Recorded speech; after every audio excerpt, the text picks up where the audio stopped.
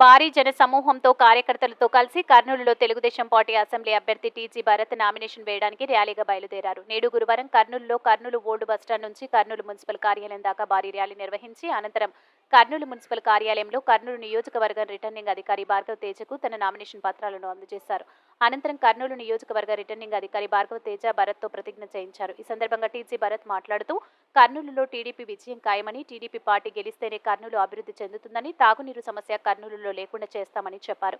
కర్నూలు అభివృద్ధి తమ ధ్యేయమని టీజీ భరత్ వెల్లడించారు. G Vijay Kumar, staff reporter, Kurnool.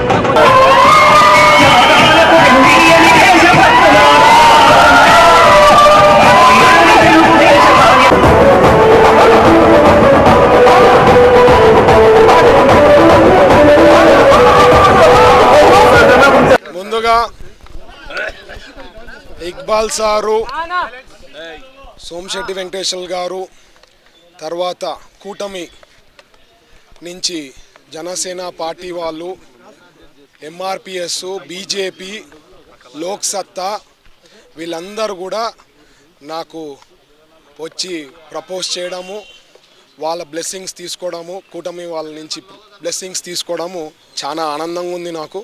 ఈరోజు కర్నూలులో ఒక జన సునామీ వచ్చింది. హిస్టరీ క్రియేట్ చేసినాం కర్నూలులో. ఇంతవరకు ఇప్పుడే సోమశెట్టి వెంకటేశ్వర గారు చెప్పినారు, ఆయన ఎప్పటి నుంచో రాజకీయాల్లో ఉన్నారు, చూశారు, మీరు కూడా చూశారు ప్రెస్గా. ఎప్పుడైనా కర్నూలులో ఇంత పెద్ద ఎత్తున ర్యాలీ ఎప్పుడు జరగలేదు. నెక్స్ట్ May 13 అనేది it is just a formality. ప్రజలందరూ డిసైడ్ అయిపోయారు, ఒక్క ఛాన్స్ భరత్కి ఇవ్వాలా, కష్టపడుతున్నాడు ప్రజల కోసం, 10 ఏళ్ల నుంచి ఓడిపోయిన ప్రజల మధ్యలోనే ఉన్నారు, సేవ చేస్తున్నాము, ఒక ఛాన్స్ ఇస్తే నేను ఇచ్చిన 6 గ్యారంటీలు 5 ఏళ్ళలో చేయబోతున్నా. మా 6 గ్యారంటీలు కాక భవిష్యత్ గ్యారంటీ ఇచ్చిన చంద్రబాబు గారు ఇచ్చిన 6 గ్యారంటీలు కూడా నెరవేరుస్తాము. ఇవన్నీ జరగాలంటే అట్లాంటి నాయకత్వం చాలా రిక్వైర్డ్. ప్రజలందరూ కూడా అర్థం చేసుకున్నారు. ఈరోజు కదిలొచ్చే దాన్ని బట్టే దానికి ఒక ఇండికేటర్ మీ అందరికీ తెలుసు. ఎవరైతే పాలిటిక్స్లో ఉండే వాళ్ళందరికీ క్లియర్ కట్గా తెలుసు. ఎప్పుడైతే ఇట్లా జన సునామీ వస్తుందో it is just a formality. May 13న జరిగే ఫార్మాలిటీ. తర్వాత జూన్ 3న రిజల్ట్స్ వస్తాయి. పెద్ద ఎత్తున అభివృద్ధి చేయబోతున్నాము. కూటమితో అందరితో తీసుకొని వాళ్ళ సహకారాలతో ఖచ్చితంగా ప్రజలు నా మీద వాళ్ళ ఆశీర్వాదం ఉంటుందని ఆశపడుతూ ఈ అవకాశం ఇచ్చిన ప్రతి ఒక్కరి కర్నూలు ప్రజలందరికీ కూడా ధన్యవాదాలు తెలుపుతున్నాను.